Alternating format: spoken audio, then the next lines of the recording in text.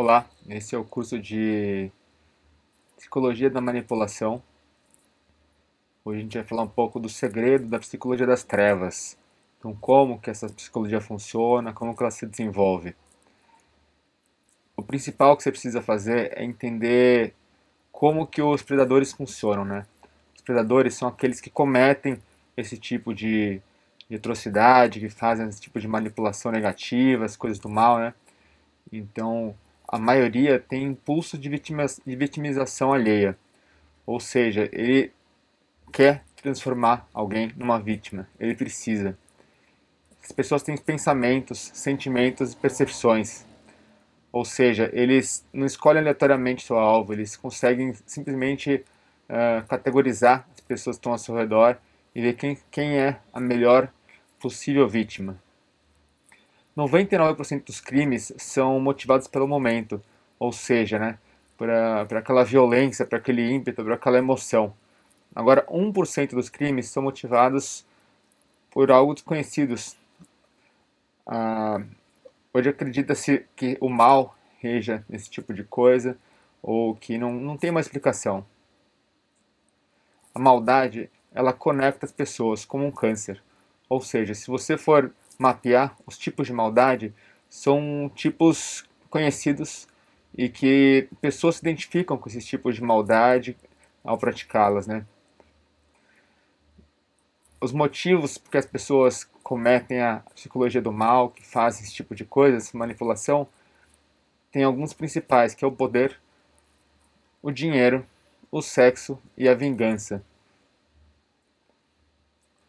Os fins não justificam os meios, então não importa o porquê que a pessoa está usando esse tipo de metodologia, não justifica onde ela quer chegar, porque em 100% dos casos alguém vai se dar mal, e não é ela mesma que está cometendo. Todos os seres humanos têm um instinto predadorial, ou seja, nós somos predadores em potencial. É comum alguma emoção já ter traçado alguma maldade na sua cabeça, né? Então, de você pensar em alguma coisa ruim, planejar uma coisa ruim para o próximo de acordo com uma emoção. Algumas situações geram sentimentos comuns. Em resposta a uma ação, existe uma reação esperada. Alguns executam pensamentos e outros internalizam. Então, algumas pessoas acabam fazendo aquilo que elas imaginaram, aquilo que elas projetaram, e outras simplesmente deixam para dentro da cabeça e deixam barata a história, né?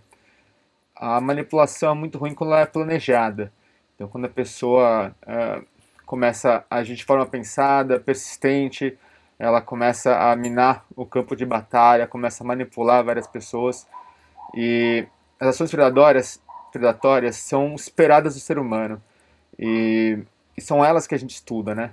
Porque de bondade a gente já sabe quais são, mas as maldades a gente praticamente nunca entende direito o que está acontecendo. Sempre imprevisível, né? Vou falar um pouquinho do processo, de como que funciona o processo do ser humano, né? Nós descendemos dos animais e das formas de vida presentes. Ou seja, os animais têm alguns comportamentos primitivos que nós viemos desse comportamento, então a gente não consegue ficar muito afastado o tempo todo. Então, parte do nosso comportamento errado é normal. Os três pilares da evolução são envelhecimento, ou seja, nós vamos envelhecer, temos que preparar para isso. Violência para a proteção do território, então, como é que você vai proteger esse território sem ser com a violência em um mundo primitivo? Esse é o único modo. E o autossustento, que é você preparar uma atividade de vida ou um plano de vida que você consiga se sustentar para sobreviver. Vou falar um pouco do senso de justiça. Alguns estupram, matam, assassinam, torturam e violam sem causa ou intenção. Ou seja, o senso de justiça comum da sociedade não necessariamente é respeitado. E algumas pessoas simplesmente passam por cima, têm seu senso próprio, que na verdade passa por cima dos outros, e chama isso de justiça. É importante falar que essas pessoas realmente acreditam que elas estão certas, que elas não acham que estão fazendo mal ou que estão fazendo alguma coisa de errada, elas simplesmente agem por instinto. Agora vamos aos segredos que realmente envolvem essa psicologia da maldade. Alguns ferem, pois se sentem feridos pela sociedade. Ou seja, em alguma forma ele entende que a sociedade está dando um input de dor para ele, emocional, de psicológica, uh, não intencionalmente, mas a cabeça dele é intencional, então ele fere de volta para retribuir essa dor que ele sente. Causador pode despertar um sentimento de poder. Então, quando a pessoa está conseguindo despertar aquela dor, está conseguindo despertar aquele desespero alheio, ela se sente poderosa, ela se sente bem, ela se sente forte. A crueldade, o abuso sexual e demais são cíclicos. Os abusadores geralmente foram abusados, ou seja, todo mundo que pratica esse tipo de maldade com a sociedade já passaram pelo outro lado e eles sabem muito bem como funciona. Então volta na primeira regra, que eles ferem porque já se sentiram, já foram feridos pela sociedade, então acabam tornando uma bola de neve esse tipo de problema, né? Outro fato interessante é que o cromossomo Y é o cromossomo responsável de tornar o ser humano homem, e o XX é a mulher, o XY é o homem, e é um cromossomo que carrega a testosterona em si, né? Então ele produz muita testosterona. Então os maiores índices de casos de crimes violentos são causados por homens, principalmente por conta da testosterona. Na sociedade nós temos alguns praticamente que arquétipos, tipos de seres humanos. Um deles é o sobrevivente. O sobrevivente, ele se sente muito acuado pelo sistema capitalista moderno, pelo sistema de agressão que ele vê em volta. Então ele se arma contra qualquer tipo de conflito. O sobrevivente, ele sempre está um passo à frente de qualquer conflito, porque ele está preparado para o conflito, ele está preparado para o que der o que vier. Em filmes de catástrofes, sempre tem um herói, ou num apocalipse zumbi, e é o que sobrevive. É o sobrevivente, é aquele que já estava preparado, aquele que começa o apocalipse zumbi, já tem uma tranca na porta especial, já tem um arsenal de armas escondido debaixo da casa, é aquele cara que já tem um carro preparado, adaptado para conseguir encaixar algumas peças e conseguir passar por cima de outras pessoas. Então nos filmes, esse é o modelo de herói. Então faz parte da cultura humana, e a cultura humana realmente retrata isso como parte dela. Vamos falar um pouco de evolução agora. Então, no início da história humana, todos eram caçadores. Então, a gente não tinha essa cultura de plantar, de sociedade. Então, era só caça que existia, né? Com o passar do tempo, a gente começou a plantar. Então, o sistema ficou agro, né? Os líderes surgiram, assim como as leis, regras e código moral. Então, para coordenar todas essas terras, todas essas pessoas que estavam cada vez mais proliferando e vivendo muito perto uma da outra, teve que ser criado alguns códigos morais, leis, regras, para conseguir organizar tudo, né? Aos poucos a expansão foi providenciando um modelo muito errado hoje, que era da escravidão. Então precisava se dominar outros povos para você transformá-los em escravos, ou você dominar os pobres para conseguir que eles trabalhem praticamente de graça, você ter um maior acúmulo de dinheiro. E todos os impérios até hoje caíram, né? Então, desde a antiguidade, do Egito, de tudo quanto é lado, os impérios acabaram caindo. E na maioria das vezes foi por falta de administração ou de má gestão. E principalmente porque o modelo de expansão ele tem um limite. O limite é até onde você consegue ir. Se você não consegue ir mais, você vai ter seu império destruído. Vou falar agora um pouco sobre a psicologia do medo. O medo é algo que é sentido de forma física, emocional e psicológica. Alguns riscos trazem reações para o organismo, aliás, todos os riscos. E dependendo da intensidade do risco, a reação vai ser diferente. Por exemplo, você tem um risco de perder o ônibus e você vê ele chegando, então você vai correr. O risco já te traz uma adrenalina, você vai correr bastante. Outra situação, você vê uma pessoa suspeita chegando, você está com medo de ser assaltado. Você pode liberar também uma adrenalina para você correr, mas vai ser diferente, é um medo de se machucar, um medo da integridade física. Então, realmente funciona. a dor física e a dor psicológica são diferentes. Mas será que ela dói mais ou menos? Essa é uma questão que a gente tem que sempre pensar, que a dor não está relacionada a realmente um corte ou realmente uma situação que você está vendo ali, que você está claramente que a pessoa sente dor. A dor é de cada um. Nosso corpo possui um mecanismo de regulação de processos psicológicos baseados em emoções. Ou seja, de acordo com a nossa emoção, nosso corpo vai produzir um tipo ou outro de hormônio ou de estado para tentar regular o próprio corpo, né? Para tentar neutralizar aquela situação e transformar a vida possível a ser vivida depois. Uma curiosidade legal é que, por exemplo, o medo do escuro. Ninguém tem medo do escuro em si. As pessoas têm medo que algo esteja dentro do escuro. Isso é uma analogia muito grande, muito legal, pois não necessariamente a gente tem medo do desconhecido. A gente tem medo que algo dentro do desconhecido vai nos tirar da nossa zona de conforto e que a gente vai desesperar, que a gente vai panicar e que a gente vai sentir medo.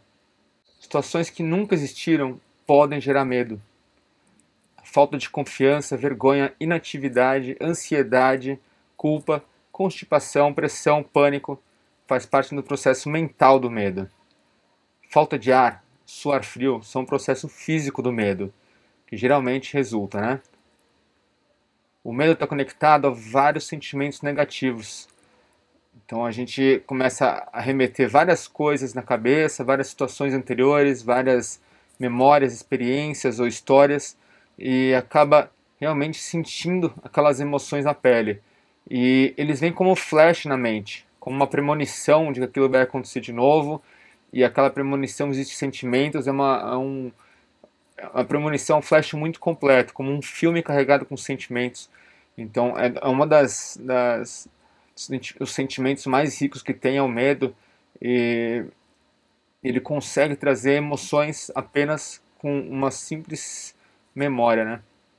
Remorso, arrependimento e culpa são essenciais para o viver adaptativo.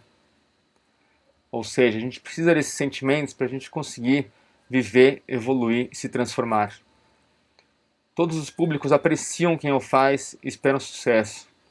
Ou seja, uma pessoa que tem remorso de uma coisa que aconteceu, se arrepende de uma história que ele fez, sente culpa, ele é apreciado, porque as pessoas, é um sentimento humano, é uma atitude humana e que traz muita humildade, né, para a pessoa ela conseguir reconhecer os próprios erros. A refuso e a ignorância levam a crimes como a desculpa de vitimização. Então, se a pessoa não consegue ter remorso, ter arrependimento ou culpa nunca, ela sempre vai justificar aquela situação que ela está vivendo, que ela viveu, de um jeito que ela consiga esquivar, sair para fora, sair como certo. E geralmente o processo vai levando a cometer crimes, porque quanto mais mentira você conta, quanto mais longe você vai, uma hora vira um crime, não tem como. E esse processo a pessoa entende como vítima. Então, aquela típica pessoa que faz uma puta numa confusão e fala, mas é porque estava se sentindo sozinho, mas é porque estava triste, não, mas é porque precisava de amigos. Não tem desculpa, você errou, errou, não tem conversa. Tem que se arrepender, tem que ter remorso, tem que ter culpa. Baseado no tamanho do prejuízo, a frase pode soar entre perdão e desgraça. Então, se a pessoa falar, me desculpa, ela vai conseguir notar humildade, arrependimento. E é importante que tenha uma dificuldade de assumir o erro para ter mais impacto essa palavra de desculpa. Porém, dependendo do tamanho do prejuízo, se você causou uma destruição muito grande, uma coisa muito errada, vai ser uma desgraça. A pessoa vai falar, meu Deus do céu, não para de falar, pelo amor de Deus, eu não aguento mais, porque realmente não tem mais volta. Tem erros que não tem volta, né? Por exemplo, você atropelou o filho do vizinho. Cara, você falar, me desculpa, o cara vai mandar você para aquele lugar, porque ele não quer saber. Não tem desculpa para esse tipo de coisa. Você fez um erro que realmente vai custar muito caro para a pessoa. Não tem como a pessoa entender que teve um remorso, um arrependimento e culpa tão grande quanto o sentimento negativo provocado na outra pessoa, né? Sem a experiência do remorso, as atitudes não vão mudar. Então é preciso ter remorso, preciso ter esse sentimento de culpa e ter seu tempo de isolamento, refletir, para você conseguir mudar suas atitudes. Então dê tempo ao tempo. Então quando você errar, para, pensa, reflita, entenda, avalie quanto você machucou o próximo e a partir daí você consegue chegar em algum lugar, uma evolução humana ou espiritual, como você queira chamar. Agora são 5 passos para você se desculpar. O primeiro passo é: espere que os outros se ofendam pela variação de perspectiva, independente das interações humanas. Ou seja, não necessariamente a pessoa está errada ou você está errado, às vezes você está certo, a pessoa está errada, mas ela vai se ofender. Se a perspectiva for diferente, ela vai se ofender. Então tem casos que não adianta ficar insistindo. Se você insistir demais, a pessoa vai se ofender mesmo, porque é uma perspectiva diferente. Você não pode cobrar a multiperspectiva de qualquer pessoa. Segundo lugar, culpado inocente, ao causar danos, peça desculpa e simpatize pela especialidade da pessoa. Ou seja, se você causou dano, se você questionou, por exemplo, você questionou um biólogo marinho falando que ele está errado em relação a algo que ele falou sobre o mar, cara, o cara é um especialista, você tem que respeitar ele, então você tem que simpatizar, ouvir, entender o ponto de vista dele. Você não pode simplesmente sair por aí argumentando o que você quiser, com quem você quiser, de qualquer jeito. Você vai ofender pessoas e não vai ser legal. Você precisa recuperar isso posteriormente. Verbalize uma tática ou manta para não ofender o próximo. Ou seja, coloque na cabeça, fale para você, entenda o seu erro, admita o seu erro, seja feliz, mas entendendo o que aconteceu, mas fale. É importante falar assumindo o erro, porque senão você não vai conseguir aprender. É importante você internalizar a sua experiência, entender o paradigma que levou à ofensa, para que não se repita. Então, tem algumas questões que a gente consegue determinar que vai dar ruim, a gente consegue internalizar essa situação, aquele paradigma, aquela situação, e você não precisa repetir aquela situação. Um bom exemplo é uma piada, aquela piada mal contada, aquela piada em fora de lugar, ou aquela piada preconceituosa antiga que antes tinha graça, hoje não pode, ou que só você acha engraçado. Cara, entenda o paradigma, não é legal. Então você tem que entender e parar de repetir essas experiências que te levam ao erro, né? E em quinto lugar, nunca esqueça, aprenda a perdoar e estabelecer respeito mútuo. Ou seja, aprenda a perdoar o próximo, aprenda a entender o limite do outro para você nunca perder o respeito por ele. Entenda também até onde você pode ir de conversar, ou então de você de julgamento, ou então de conselho, aquele velho conselho que sempre dá ruim, e você está preparado para receber de volta. Então, respeito é sobre isso, é você entender os limites do outro, baseado no seu próprio limite, e chegando aos poucos num consenso para que ninguém se machuque nunca, né? Agora a nossa parte final, um exemplo prático, saindo do relacionamento. Então é possível você sofrer táticas de manipulação dentro de um relacionamento. E é uma forma de abuso, porque a pessoa não consegue sair do relacionamento, ela fica travada fisicamente, emocionalmente, psicologicamente, e geralmente acontecem com homens machistas tentando dominar suas mulheres, então eles colocam elas para baixo, eles colocam ela num universo que elas não têm voz, que elas não podem falar nada, alguns até batem na mulher, e é abusivo, por mais que tenha uma justificativa depois de amor, ou uma justificativa de ensinamento na situação, não importa, é abusivo. Você vai sentir em algum momento que se vai ser uma decisão errada você sair desse relacionamento. Isso é normal. E aquelas belas frases, né? Tipo, não era tão ruim assim, ele prometeu que ia mudar e talvez ele mude ainda. O processo é demorado. Você nunca pode contar que um processo seja rápido. No início, é normal um isolamento de família, da família e de amigos. Então você vai se sentir só. Não tem como não se sentir só. Até conseguir conquistar um grupo de suporte. Sempre vai existir um grupo de suporte que vai te acolher. Isso é uma premissa básica da sociedade. Você deve sentir que não tem nada de errado e pessoas querem te ajudar. Ou seja, sua história está normal, está tranquila, todo mundo erra e as pessoas querem te ajudar. Não tem problema, aceite ajuda. Então, tudo passa, né? A gente não precisa ficar com medo que uma hora a gente consegue superar esse tipo de situação, né? O foco é na luta e na conquista do orgulho. Então, recuperação do orgulho e que é sempre possível dar a volta por cima. Então, nesse capítulo, a gente conversou sobre os segredos da psicologia da manipulação, a psicologia das trevas e alguns insights para você conseguir identificar melhor o que está acontecendo, de onde vem e principalmente quem são esses manipuladores que a gente tem que ficar sempre atento.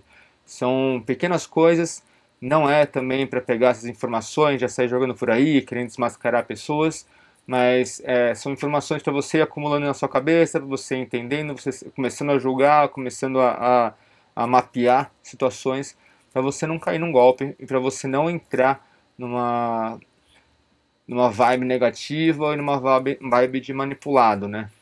Não seja uma vítima, isso não é necessário e a gente pode ter uma vida muito boa sem ser uma vítima.